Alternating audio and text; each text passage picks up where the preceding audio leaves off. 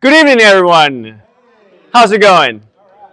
Thank you very much for coming in today. The presentation is why people don't achieve their fitness goals and how you can reach yours.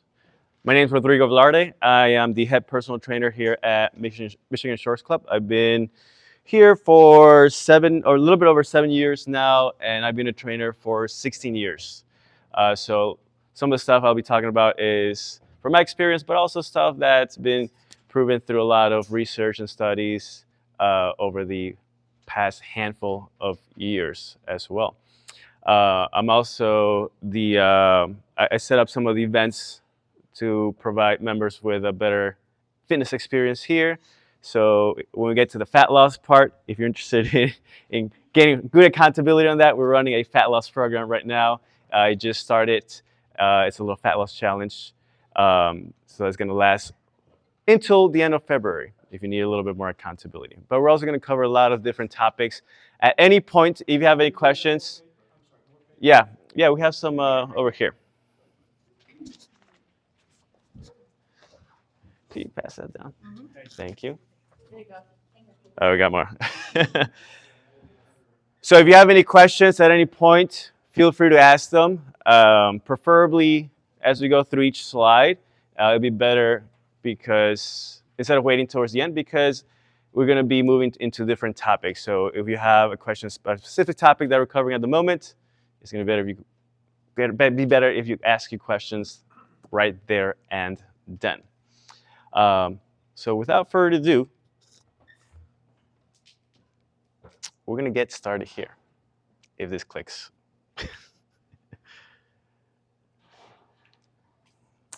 So we're in the New Year's. We have a new slate. Okay. 23% of people quit by the first week their New Year's resolutions. 43% quit by the end of January. 9% actually achieve their goals. You don't have to say what it is, but have any of you set any fitness goals this year? All right, excellent. And then some people don't set any fitness goals because they know they're just going to quit. No, I'm kidding.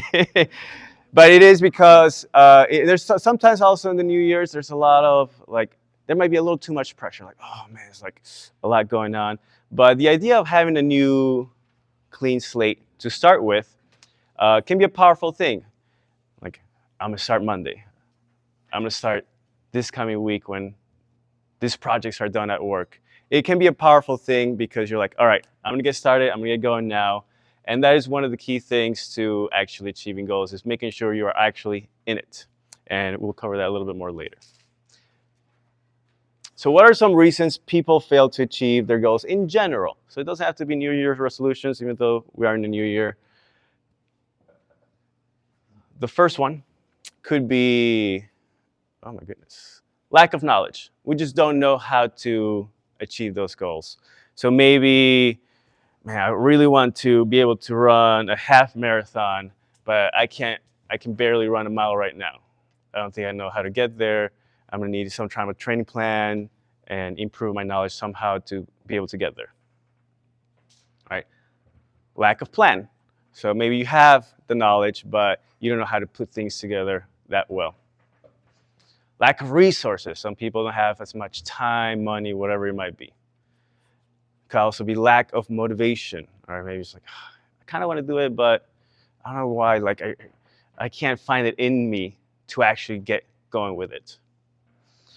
And there's other things, as we can have some illnesses, some diseases that can physically stop us a little bit or slow us down in achieving those goals. So we're going to talk about everything else that we can manage pretty well. First up, knowledge. This is usually the easiest part to cover. Fat loss. Now, most people usually want to lose some body fat, right? Does anyone here not want to lose body fat? Okay. So for fat loss, there's a few key things here. One of the big things is eat until you're 80% full. So 80% full means you're eating and you're like, I'm pretty good here. I feel good. I'm not hungry. I'm not going to explode. I'm not like, oh, I got a food baby. Definitely don't want to get to that point. So just managing Portion sizes is a good idea. Probably heard using smaller plates or even taking longer to eat. So there's a time between eating and our stomach sending a signal to our brain to tell us, hey, we're full, we got enough. If we're eating too fast, then we're not going to hit that level of signal to like give it time to tell our brain, you're done, you're good, you can stop now. Move more. So eat less, move more. I think this has been proven pretty well. 10K plus steps. So humans throughout centuries have moved a lot. They, sometimes people fantasize that like really ancient cultures were super active, were super physical, like really strong, but they just moved a lot. They didn't have cars, maybe they had some carriages, but they just had to move a lot more than we did. So it's just physical activity, just this, moving around, walking around. So to be able to match somewhere where you should be naturally, 10K plus steps is a good goal to hit. All right, so something specific. And actually, truthfully record what you ingest. So a lot of people, when they start a food diary or just kind of like estimate what they're eating, they underestimate the calorie count. So if I'm eating a tablespoon of peanut butter, it's really probably like 3, because there's like this over amount like this, right? So I've done it. And also with that, it just keeps you more accountable, because sometimes we don't realize how many calories some things have, especially if they have a lot more fat content in them. Not saying that eating fat is bad. Actually, there are some really good healthy fats, but you could eat too much healthy fats and get too many calories in, and then you store body fat, and then you don't want to keep into that perpetual motion of just eating more because you think it's healthy. So that's kind of like the plain view of that. For the eating less part, something does help. Yeah. On your first bullet point, eat until 80% full. This is a little bit true confession. I'm pretty certain I'm running about 110% at every meal. Yeah. And by the time I figure out I'm there, I'm well past 80%. Right. How do I change that? Yeah. How So. do I get a sense of what? Yeah. So you gotta implement some strategies that make you slow down. So there's a few. It depends how your brain works that will work best for you. So it would be, let's say, I take a bite, I'm gonna put the fork down between every bite. So most people just, right? So I'm gonna put the fork down. Maybe I count how many times I chew something. Like, 3? Okay. But actually, maybe you count, like something that's making you forcefully to slow down. Maybe you force yourself to take a sip of water between every bite of food. So those can be it. The small portion control can be helpful too, because now you have to get up, serve yourself more food if you're still feeling like it. That's another way. Something else that's helpful is eating high fiber vegetables first. So high fiber vegetables like broccoli, cauliflower, stuff like that are gonna fill you up a little bit more before you take in the stuff that has more calories. So those are some strategies there.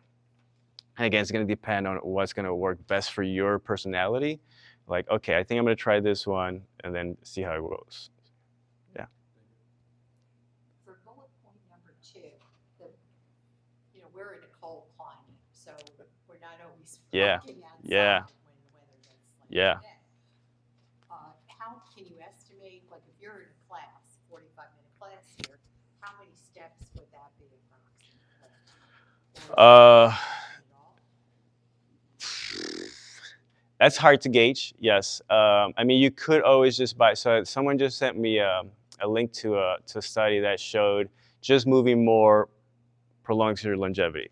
Forget what kind of exercise you do, forget where your heart rate goes, whatever, just moving more. And the way they tracked people's movement was with just like a step counter bracelet. So it doesn't have to be anything high tech. It can just be a regular step counter. Where's Andrea? She lost a few. But it's like $15, right? Something like that. Yeah, if you just get a regular step counter, it's going to track your movement. So that way you can kind of get an estimate of other activity that might add up. Yeah, but with the cold too, I really don't like the cold as well. But there's a saying about the cold that there's no such thing as too cold, just inappropriate gear. So there's always things you can wear, like really thick socks, really good layering, where you won't even feel the cold. You like nice protectoral, I forget what they're called, the face masks. And you can go out and still enjoy walking around without feeling the cold so much. Yeah. Any other? I covered what I was going to cover with those questions. But any other questions that we have about fat loss?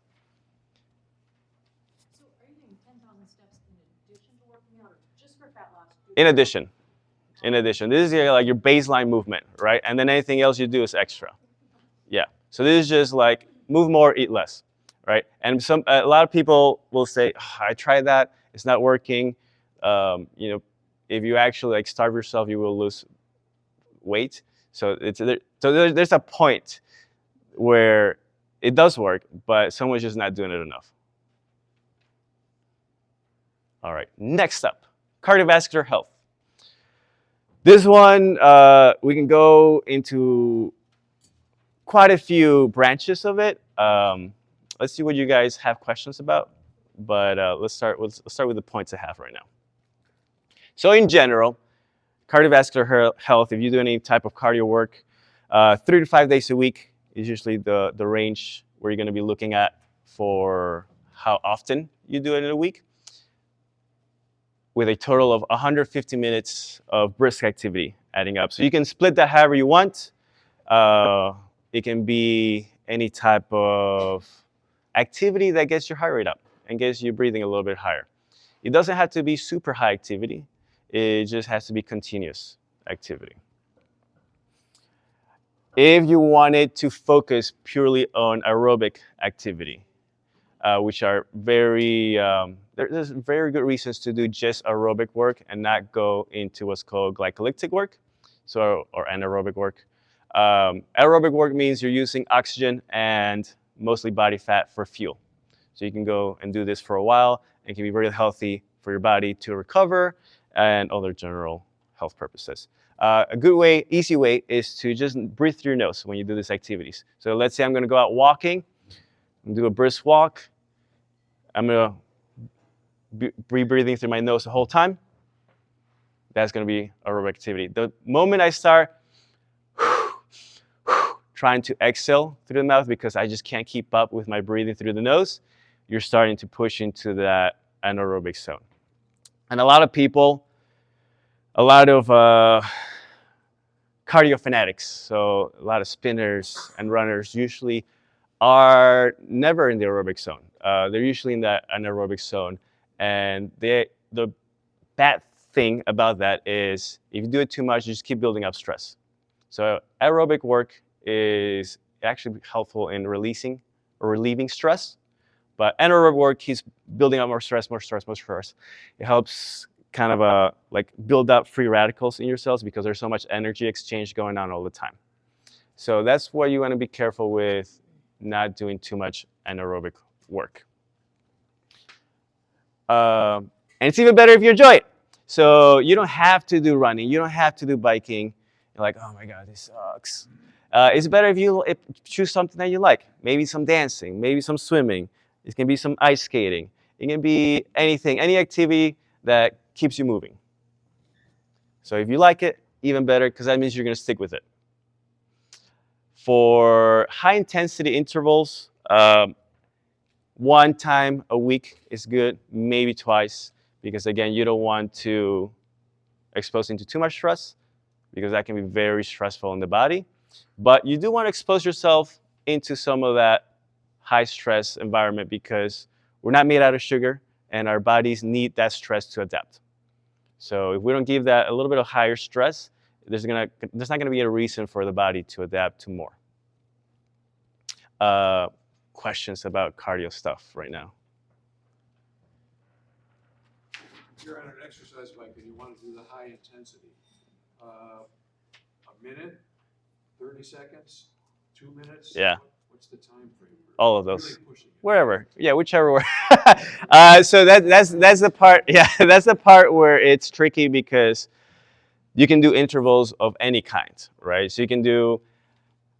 Personally, I probably wouldn't go more than a minute. So I can push relatively hard for a minute. My heart rate goes up pretty well.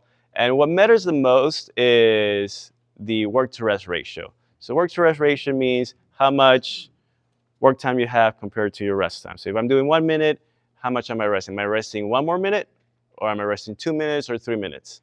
And that's where you can vary a little bit more to adapt to make things harder as needed. I'll get to the high intensity more as well in the power slide, but I personally would prefer shorter bouts, so 20 seconds or less for general public, unless you are like a competitive like swimmer or whatever, like you're trying to compete in a race, in an event, then we'll go longer intervals because the event's gonna last longer. But for general population, like 20-second bouts are like really hard work, 30 seconds maybe, and then a little bit longer break because it's gonna take you longer to recover from that. Might be a little better and more time efficient. Yeah. Any other questions? So is your goal like with that, so like a Tabata, are you looking to do like a 20-second on, 10-second off? Is your goal to shorten the rest time, or does that depend? It depends. It depends. Because it's for a true, I know there's like a lot of classes that will, like group classes, they call themselves Tabata class. And even in my group classes, I'll do like a 20 seconds work, 10 seconds rest bout in the beginning. A true Tabata, what was the actual study, where elite level sprinters on bikes, they went all out, 20 seconds, like their life depends on it. Rest for 10, all out for 20 seconds, repeat for 8 sets.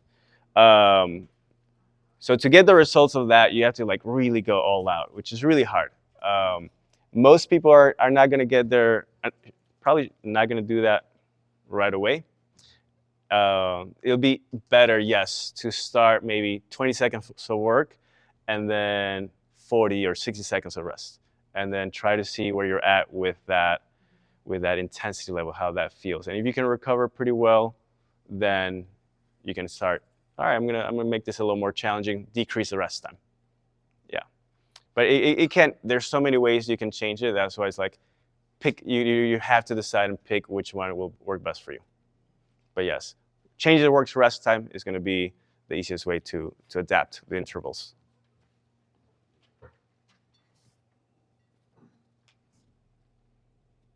Okay, strength training, my favorite. So strength training, why is it so important? Why is it my favorite? Well, second favorite. Most people wait until they get older to start strength training. Like, hey, you know, I just turned 50, or I just turned 60, and my doctor said I should do more strength training. I'm starting to have these issues. My therapist said I should start doing some more strength training. And there's also this thing called sarcopenia.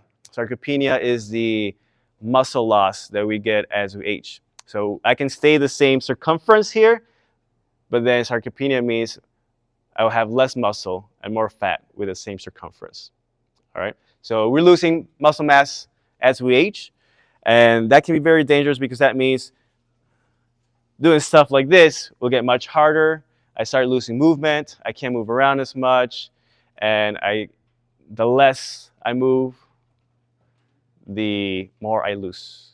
Your body means, it works in the means of, if you don't use it, you lose it. So strength training is very important to hold that strength and the ability to do a lot of actions. 2 to 6 days a week.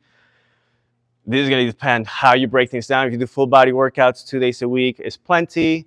3 days, even better. After that, 4 days, it's kind of rough. If you split your workouts, upper body, lower body, something like that, then you can have more days in the week of strength training.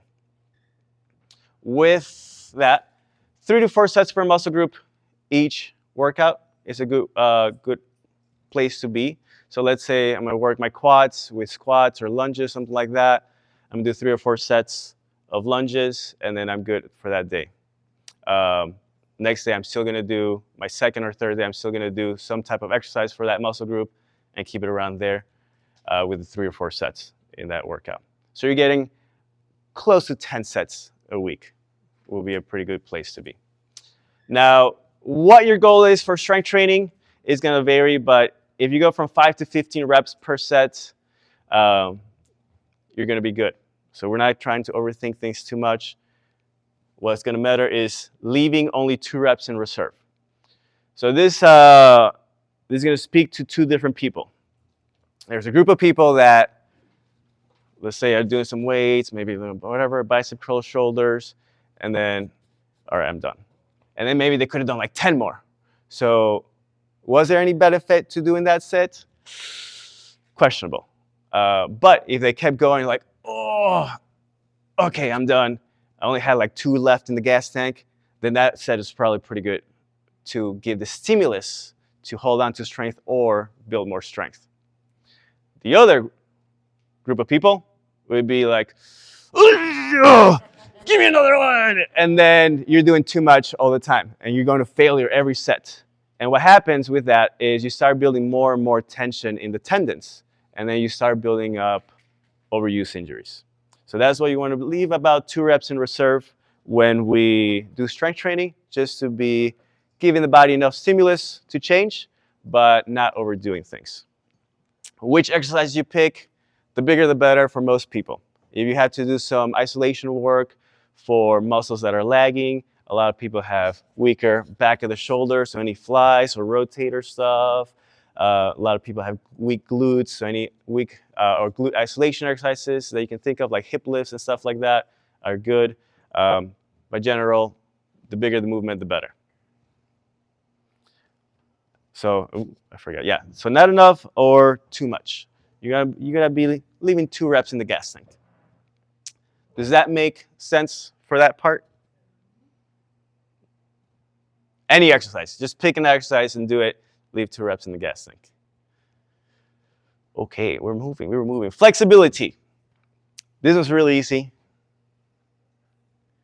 You do a stretch, 10 minutes per week per stretch, if you want to improve range of motion. Most people don't hold a stretch for that long. Literally everyone that's come to me, they want to improve range of motion. I'm like, all right, show me your stretch.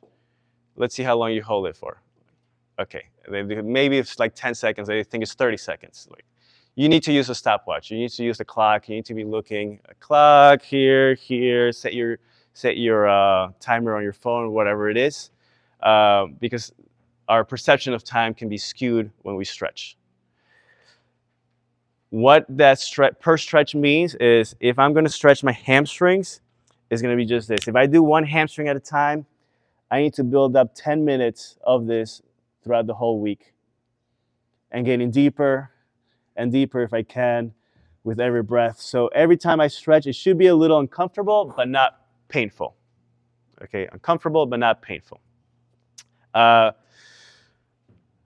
And that's it. So stretching is not sexy. It's something that most people find boring. Some people like stretching, but if you want to improve range of motion, you definitely need to do it. All right? Yes. So do you mean 10 minutes, like over the course of a week? Of the week, yeah. Okay, so you're not building up to doing it holding that stretch for 10 minutes. You could if you wanted to. Yeah. Okay. Yeah. In one day, you can do it all in one day. Just be like, stretch out the chest. Sure. It'd be a lot. So I did gymnastics in high school, and a lot of the girls, they would come in after school, and then when they were like relaxing, they would just sit in the straddle position and then be like lean over and like doing homework and stuff. So they would spend a long time in those stretch positions that they needed to improve on. So yeah, you could. The stretching is the one thing, like if you did more of it, you would improve faster. Like the more you do it, the more you would improve. So what would you say is a good goal? Like the person who thought 10 seconds was 30 seconds. So if they set a timer and they did it for 30 seconds. Yeah. And guess to get to 10 minutes, like if you worked up to 2 minutes a day for 5 days out of the 7, that would be 10 Perfect. minutes, right? Yeah, Is that a reasonable thing to be able to of course. help? Is that enough? Yeah, 10 minutes total. Okay. Yeah. So what happens with stretching is muscles don't actually shorten and lengthen in total. You know, they shorten if I contract and they lengthen if I relax. But the length of the muscle doesn't really change. What changes is our nervous system's perception of the stretch. So it's the nervous system allowing you to go further.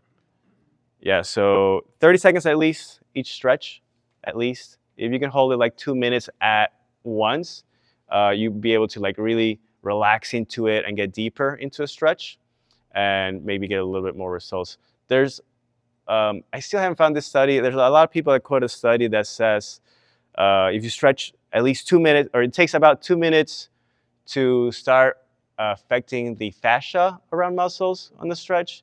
I looked for it. I still haven't found it. But yeah, if you can think about it, like, all right, maybe I do 2 minutes in a row and then move on. Yes, When you say per stretch, that means that it could be hamstring, 10 minutes for hamstring. correct. 10 minutes for Correct. lower back. Correct. How long is it?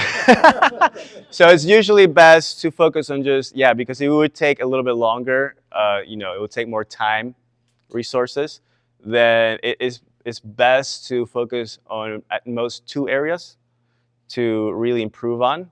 So let's say most people have really tight hip flexors or quads, right? So maybe I do like a quad stretch. I'm just gonna maybe it's kneeling, but I'm doing it this way. I'm like, oh, all right, I get my 2 minutes here, switch 2 minutes, that's 4 minutes so far. And then there's something that people have tight, maybe it's chest, shoulders. I'll get here, I turn, I can get in deeper, 2 minutes, switch 2 minutes, and now I have 8 minutes of stretching each day. Yeah, but yeah, it would have to be per, right. Next week, maybe something else. Yeah. I wouldn't change until you have the range of motion that you need. So yeah, don't change the focus until the range of motion has gotten to where you want it to be, because maintaining the range of motion is easier than increasing it. So if I can already touch my palms to the floor, I don't have to do that as often to keep it. If I'm here and I want to get palms to the floor, this is going to take a lot more work to be able to get down there versus me just being able to retain the position. Yeah, so once I get to that stretch, to that range of motion of the joints that I want to be, then I can change my priority. Yeah. So you said 10 minutes of total stretching. Per stretch. Oh, so it would be 10 minutes per hamstring. Correct. Okay. Unless I did both hamstrings.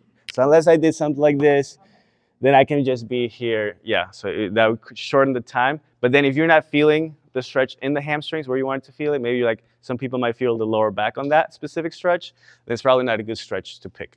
You want to feel the stretch in the muscle that you want. So just to do the math, because you said focus on 2 to 3 areas total. So let's say At most you're 2. At most 2. Okay, let's say 2. So you're doing 2 areas for 2 minutes a day for 5 days. So Yes. for 4 minutes a day. 8. It would be total 8 minutes. If you're doing one at a time, like let's say I'm doing one side, other side. One at a time. So Yeah. it's actually 8 At minutes. most 8 minutes. Okay. If it was your back, that's probably 2 minutes. Correct. Your lower back. Yeah. I don't know how to do one side of my lower back and the other side. There's ways, but yeah. Yeah. Okay. Yeah. So theoretically. Yes. Okay. So it's if you're doing 2 sides of 2 things, it's 8 minutes a day. Correct. 5 days a week. Yes. Okay. Yes. There's a good way to see it. Yeah, for sure. Would yoga kind of incorporate this stretching to minute ratio, or is it just separate? It would add to it, but it depends on the yoga class too, right? Because some yoga classes that just flow from position to position, you're really holding that long, maybe it's like 3 seconds or something like that, then that's not going to really add up too much. So it's going to depend on what kind of class it would be. Yeah, how long you're actually holding it for. Yeah. Is the warm-up considered stretch before It depends what kind of warm up you do. So this would be more static stretching, so holding a stretch. A good idea though, before, I'm sure everybody's noticed that as soon as they wake up, you're not as mobile, right? But once you get moving around, you're a little more mobile. You feel like a little more loose. So if you move around a little bit, let's say I'm going to stretch out my shoulders or my chest. Maybe I do some circles here, start loosening up, and then I go into my stretch. So you're a little warmed up. So doing it after a workout is a really good time, or at the end of the day where you've already been around, moving all over the place, then you can get a fuller stretch in whatever position you're doing. No, I think, I like the way they teach the kids in high school for the sports that they play. Like if you see the football players, the lacrosse players, soccer players, hockey players, are the ones I'm thinking of, like they have a set routine and they go through every body part and they do one side and then the other side, and it's like 30 seconds per, Yeah. So it's not the 2 minutes. Yeah. But But you're starting to get into it. If you watch their routine, and I was watching it at the U of I football game, and I watched both teams, they're totally different. Yeah. How they do Everyone's it. going to have their own Yeah, perspectives. exactly. But Yeah. I like that. Any other questions? If you have a stretch routine, should you do it every day of the week, 7 days? Or If you want to. The more you do it, the better. the more you do it? Or the more you do it, the faster results you get, I should say. Yeah. All right. Next up, power. This is my favorite. Power is the number one attribute we lose as we age. The ability to produce power is correlated to living independently as we get older. Power is explosive movement, so it could be like jumping, okay, it's not gonna break, or sprinting, throwing something fast. That's explosive, right? That's really quick, that's power. So if you train power, 90% plus intention of going fast. So if I go back to the intervals, one of the machines I like to use for power is a bike, a stationary bike, or the Airdyne assault bike, because most people can do that really hard without any problems in the body, in the joints, because it's low impact, and you can do it just bam, 10 seconds. It's really hard if you do it full out, and then you can recover for a little bit longer, and then go again. So you can actually mix some power training with cardiovascular training. So to really get some power training, 5 to 15 seconds per set. Because if you're really doing something really fast, very explosive, you can't sustain that for very long if you're putting 90% effort or more into each repetition. Right? If I'm trying to hit home runs consecutively, my power is going to keep dying out by the 15 seconds. And then 3 to 5 days per week it's a pretty good place to be with power. But this is something you can do pretty often, because since the set length is so short, you don't really get very sore from power stuff. So you can recover pretty quickly. So you can do it more often in small bouts. Ideas for power can be also swimming laps, or not laps, but swimming a length, or maybe a lap, depending how fast you swim. Really fast, rest, repeat. Really fast, rest, repeat. This is where that rest time would be a lot longer. So I would go, if I'm going for 10 seconds, I'm gonna rest at least 50 seconds if I really went all out. All right, so the work to rest ratio is a lot bigger for this. You can, yeah. So you combine this with like cardio. You can make this part of it. You can make this part of your cardio, yeah. You can make, this could be like your cardio work. So something I'll do personally is 10-second sprint, rest for 50, 10-second sprint, rest for 50, and I'll do that 10 rounds.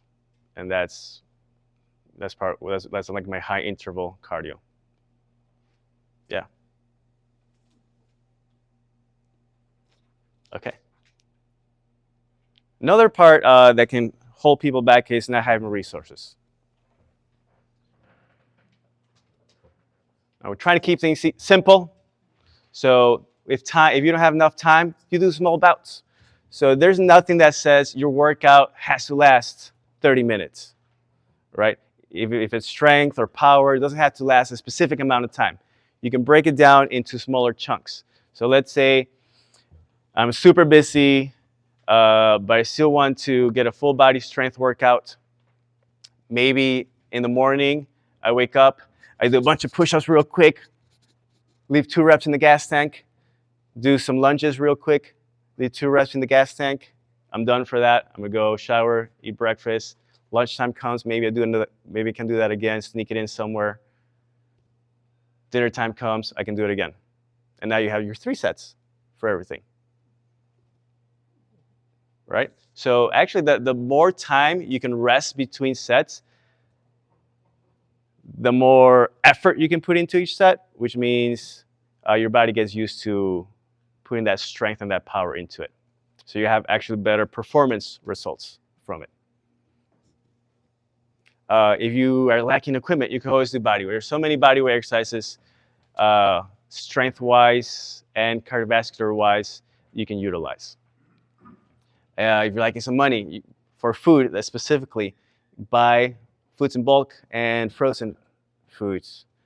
That way they can be fairly healthy, but the frozen foods are going to be a little cheaper than fresh. Any questions about those part with the resources?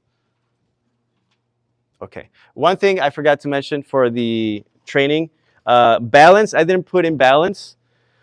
Balance is something like flexibility. If you don't use it, you lose it. But you can definitely keep improving it different ways. And if you've been to one of my presentations before about power, actually, there's a guy that used to walk tightrope until he was like 80 or something like that. And the only reason he stopped was because his family wanted him to stop. But he could just walk and he had the balance for it. So it's something that we can maintain as long as we keep using it. And if you need to improve it, something so simple, just to incorporate single leg stands into a lot of stuff. I'm brushing my teeth, maybe I'm doing upper body, just dumbbell weights. I can do it here, or if I'm doing anything like this, standing with the cables or bands, I can start incorporating the single leg stands anywhere, at any time. And then in your strength workouts, once you get good balance, maybe a lot more single leg work to keep challenging that as much as possible. All right, let's talk about plans. We're gonna keep things simple still. Everything's simple today. Everything is simple. Click, click. The goal is to keep the goal the goal. A lot of people become distracted with too many things of like, I gotta do this, and then I gotta do that, and then I gotta do this. You have to really come into what do I need to achieve? Like, what is it that I really trying to focus on? And then decide what's most important, and then really stick with it. A lot of people change goals with like, okay, I need to lose some body fat. Okay, I need to improve my 5K time. All right, now I need to build some strength. And that happens like within 2 months from each other. And you don't give your body enough time to adapt and change to each goal. So stick with the goal for at least 6 months and let's see what happens, right? And if anything else comes up shiny, like, ooh, this research just came out, but it doesn't go with your goal, then ignore that. You can put it in the file and maybe attack that later after you're done with this goal, right? So there's usually too many people jumping from goal to goal and not really getting anywhere. So something you can use is the Eisenhower matrix. So this is incorporated mostly for business practices, but this is kind of be your main thing right here. So you take exercises and things you gotta do, you gotta set them in a list of urgency, something's urgent, not urgent, and importance. Something's important and not important. The stuff that goes here, you definitely don't even think about it, okay? The stuff that's here is not important, don't worry about it either. Something's not urgent but important, you're gonna have to get to it at some point. If it's here, this is your bread and butter, right? So if my goal is to lose body fat, then my biggest priority is how can I keep eating to 80% full and getting my 10K steps, right? Everything else, like, oh man, I gotta get my strength training. but I haven't gotten my steps yet. All right, let's get my steps in. Or maybe I gotta prep my food, but I still gotta do my workout. I gotta prep my food because otherwise I'm not gonna eat too much. So you have to keep the goal. Keep it simple. It's like, I'm not sure how much simpler I can put it. Does anyone have questions about setting up a plan? Yes, exactly. Yeah. Or you can hit someone, hey, you don't have time to buy groceries, you get an app of someone to buy groceries for you. Delegate. Yeah, we have a lot of resources available if we can. Okay. Who can point out some differences in these cars? Shut them out. Differences. Yeah, just all of them. What is it? Size. Age. Short. What else? What's different? What else? Tell me everything. Details. Mirrors, shiny. Grills, antenna. Yeah, vents. One is okay. Yeah. All right. Anything else you think is different? One's been in an accident, it looks like one maybe hasn't. Okay, maybe, yeah. All right, so it's very easy to look at the outside stuff. And that's what we do when it comes to ourselves very often. We look at, I can change this, I can change that, I can change the other thing. But what about the engine? You guys think the engine is going to be different?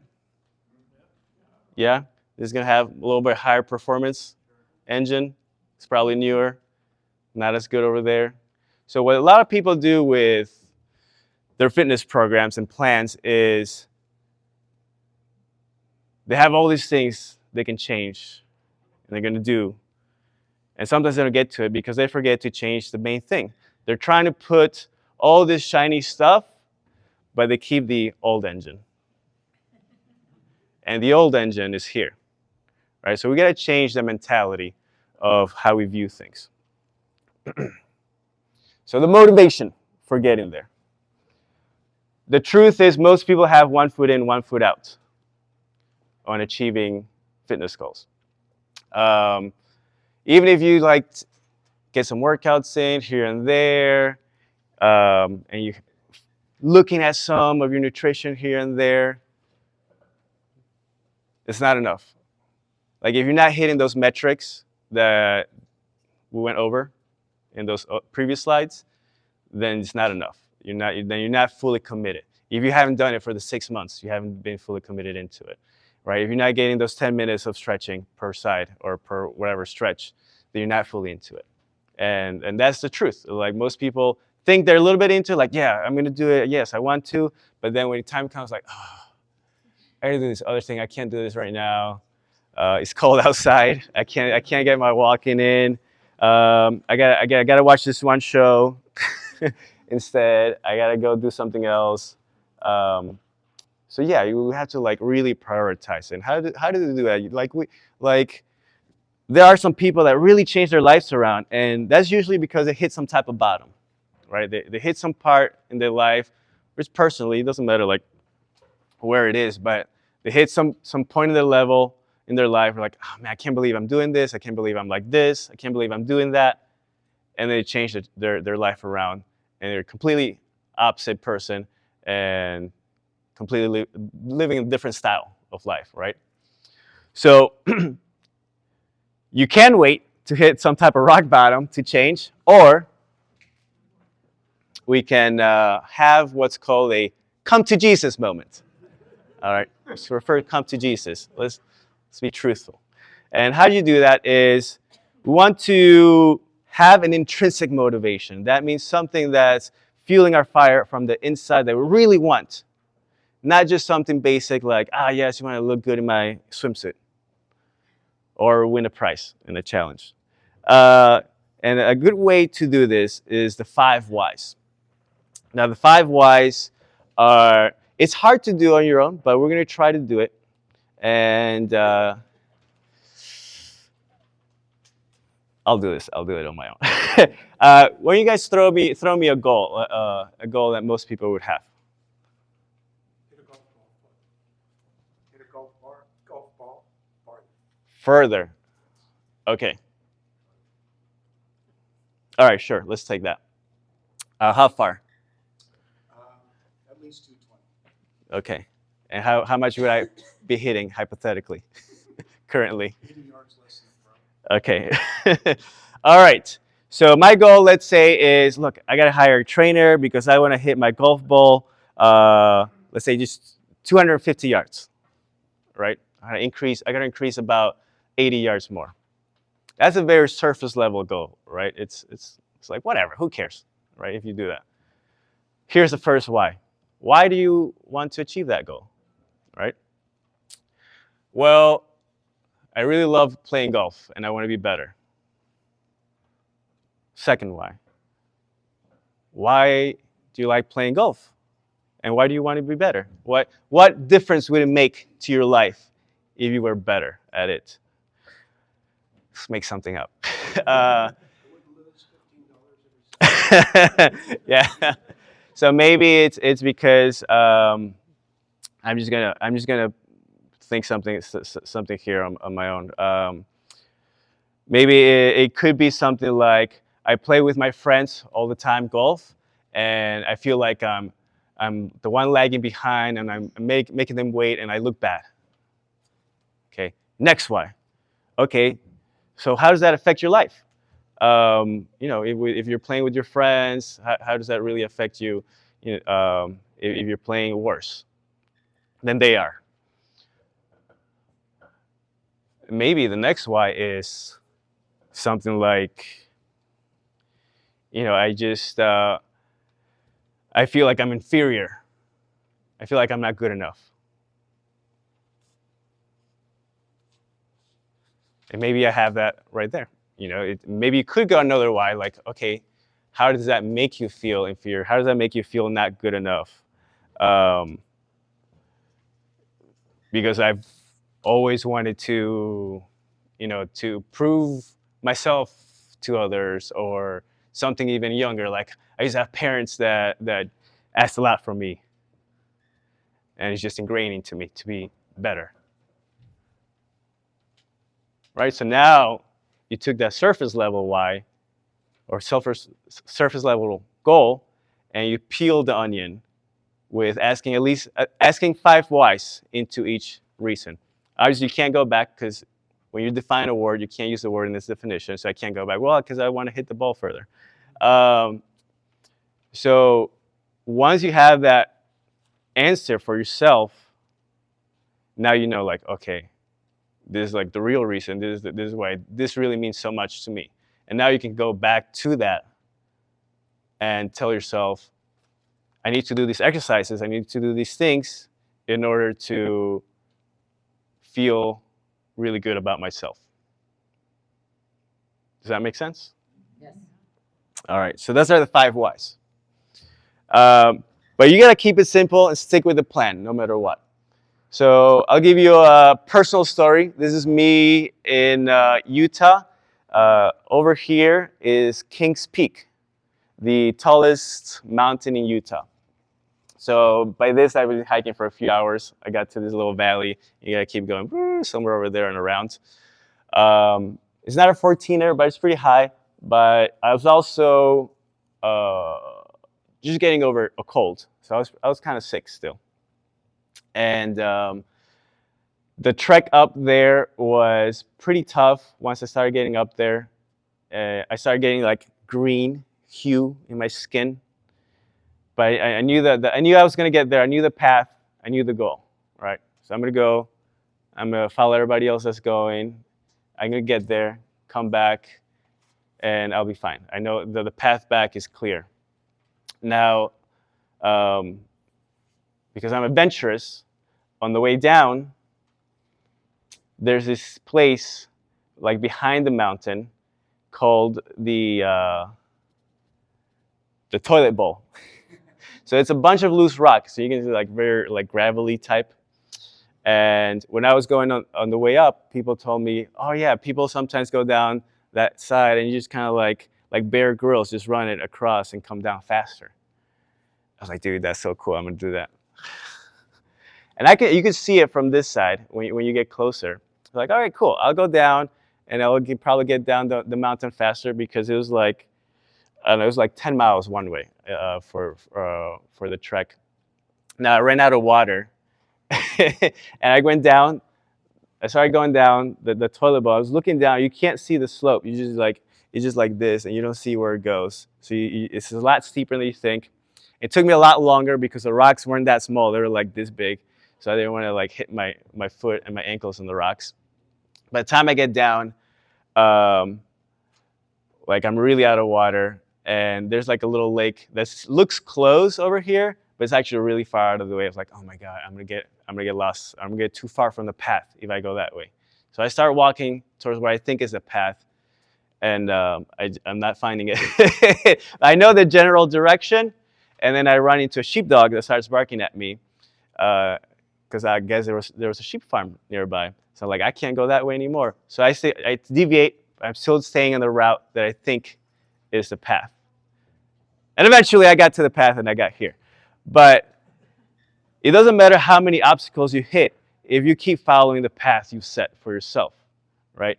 You're going to run into many things, many slowdowns, many obstacles that want to stop you. You're going to have to go around certain things. But if you just keep it simple, keep it with the guidelines of like, I need to do this, it's very specific, then you're going to get to your goal. And that's all for today, everyone. Thank you very much for coming in today.